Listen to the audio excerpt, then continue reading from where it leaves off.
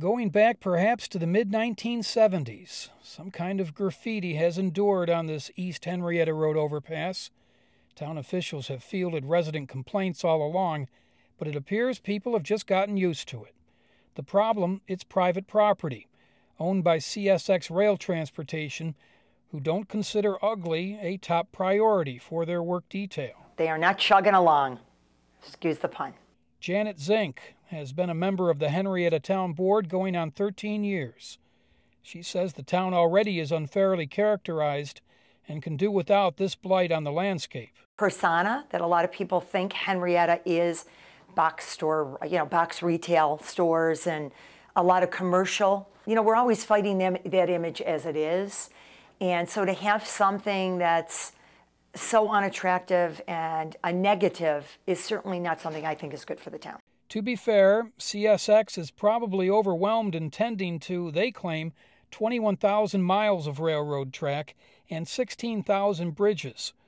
Responding to Henrietta's request to clean up the graffiti, CSX called this a beautification project and basically advised don't hold your breath, since bridge safety isn't proven to be a concern in this case.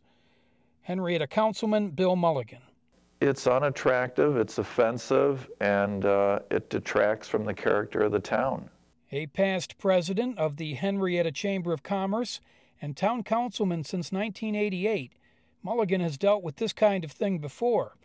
When the Krispy Kreme business went belly up years ago on Jefferson Road and somebody graffitied the building, Bill got tired of looking at it, grabbed some paint and a roller, and covered up the mess himself. He's been frustrated time and again trying to get the CSX overpass addressed. For years we've requested this from state representatives, both in the Senate and the Assembly, as well as the railroad, and it's fallen on, deaf ears. Mulligan says the time has come to simply give notice to the Department of Transportation and CSX, block off the road, and have town employees clean up the graffiti.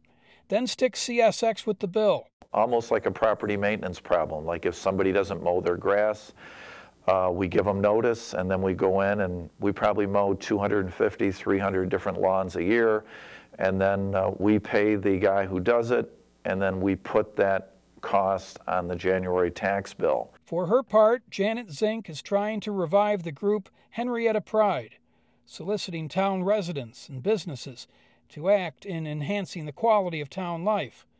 Addressing eyesores like the railroad graffiti falls right in line. I always have been very troubled by and bothered by the perception that some people have of this town, because our town it's an amazing jewel, really. Absolutely beautiful parks and beautiful residential neighborhoods.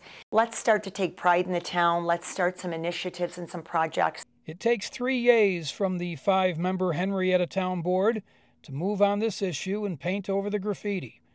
A discussion point has got to be dealing with the work of returning vandals, and a fresh canvas, if you will.